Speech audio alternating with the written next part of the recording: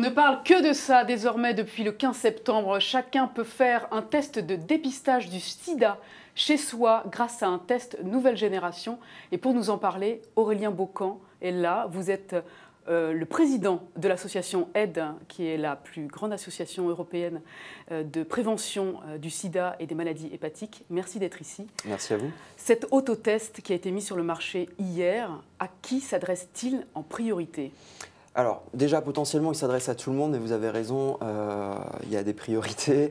On est sur des personnes qui ont l'habitude de prendre des risques et qui savent qu'ils sont confrontés généralement au sida, donc au VIH en tout cas. Ce sont ces personnes-là. Également, on peut viser des personnes qui sont peut-être isolées, qui n'ont peut-être pas forcément accès aux tests traditionnels, que ce soit dans les centres de dépistage anonyme et gratuit, en hospitalier ou également auprès des associations. Quelle est la fiabilité de ce test? Parce qu'on parle de 99% de fiabilité, mais il y a quand même ce petit 1%.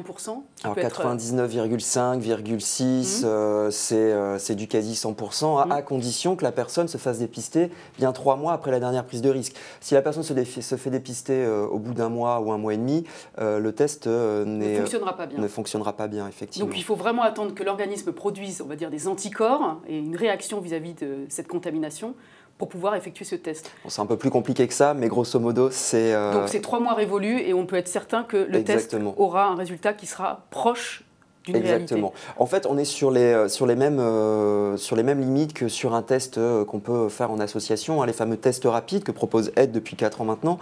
On est sur ces mêmes 3 mois. Cet autotest remplace une prise de sang en centre de dépistage? Alors, ça ne remplace pas, on va dire que ça complète. C'est-à-dire qu'aujourd'hui, on a une offre. Je vous ai parlé des hôpitaux tout à l'heure, je vous ai parlé des laboratoires, des centres de dépistage anonymes et gratuits et des associations. Là, c'est une autre façon de se faire dépister. Peut-être qu'on a des personnes pour raison X ou Y qui ne souhaitent pas aller à la rencontre d'un médecin ou aller à la rencontre d'une association pour se faire dépister. Qui veulent vraiment préserver leur anonymat, leur intimité, qui ne veulent pas dévoiler leur vie, leur pratique sexuelle. Exactement, donc ça on le respecte, ça fait partie d'une démarche personnelle, mais qui souhaitent prendre soin d'eux et prendre soin par conséquent des autres. Donc de ne pas infecter si jamais effectivement elles seraient porteuses du VIH. Parce qu'il faut savoir qu'on a 30 000 personnes estimées en France qui sont porteuses du VIH sans le savoir. Sur 150 000, ce qui représente 150 000 personnes qui sont contaminées en France aujourd'hui. Et vous dites 30 000 personnes, ça fait quand même 1/5 des personnes qui ont le sida qui ne le savent pas.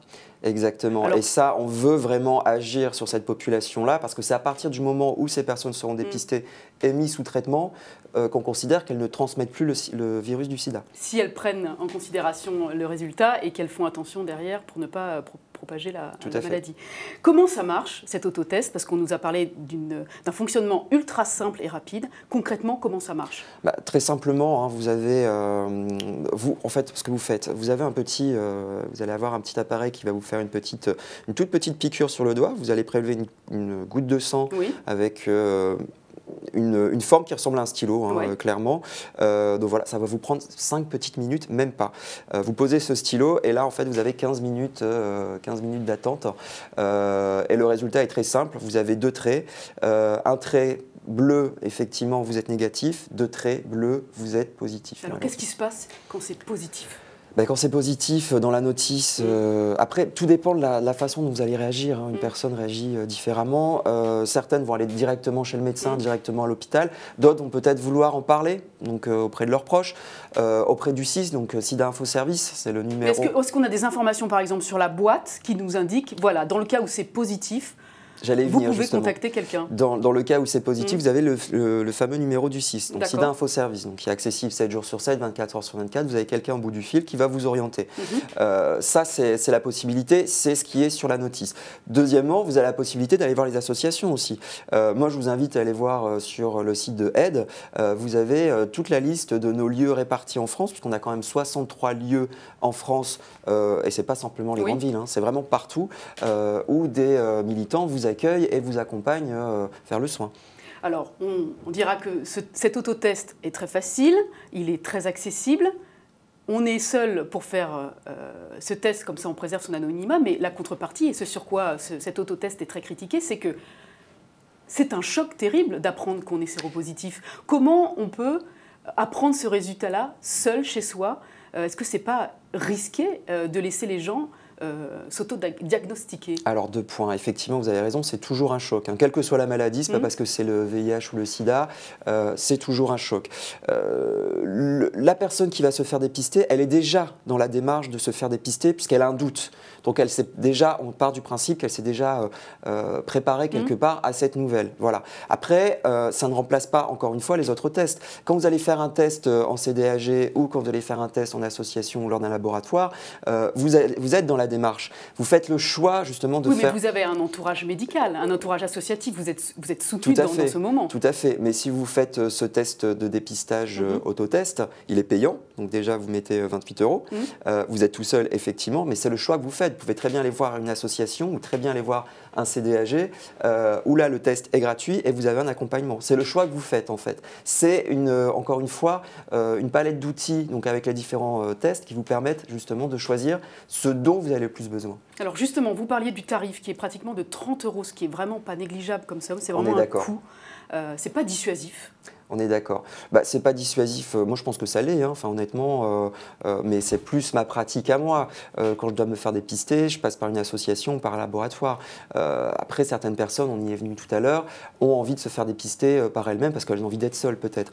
Après, le coût, c'est très cher. On est d'accord. Et ça va pas mettre un frein justement à cette campagne? On n'est pas en train de pousser. L'objectif qu'elle vise. On n'est pas en train de pousser les populations à acheter à tout prix des tests, des autotests. Hein. C'est pas le but. C'est simplement, encore une fois, pour les personnes qui ont envie de se faire dépister par ce biais. 28 €, ça reste très cher. Nous, ce qu'on a prévu dans 6 mois, les associations pourront en fournir.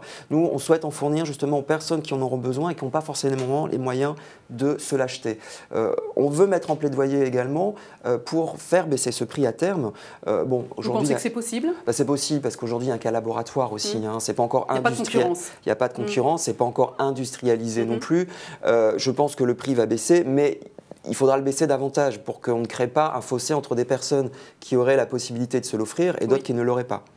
On va rappeler quelques chiffres. Combien de personnes chaque année encore sont contaminées chaque année en France? On estime, alors le chiffre aujourd'hui, on est à peu près sur 500 contaminations chaque année, ce qui est toujours trop, hein, on est d'accord. Après, il faut savoir qu'en France, on a un modèle de dépistage qui est quand même assez unique au monde. Hein. Pour le coup, on a vraiment une strie qui est très importante au niveau de la population, avec un ciblage qui est très particulier auprès des populations les plus à risque.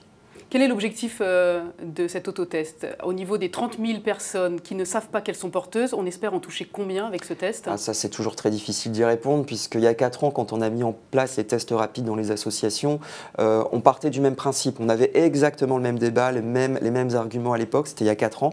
Aujourd'hui, avec l'autotest, c'est un nouvel outil. On espère toucher ces personnes, ces 30 000 personnes dont on parle depuis tout à l'heure. Après, dire combien on va en toucher, c'est toujours difficile, c'est l'avenir qui nous le dira. Merci beaucoup Aurélien Baucan. On rappelle que le moyen de prévention le plus efficace reste le préservatif pour éviter la contamination par le VIH. Tout à fait. Merci beaucoup. On continue là-dessus. Vous continuez là-dessus. Merci à vous.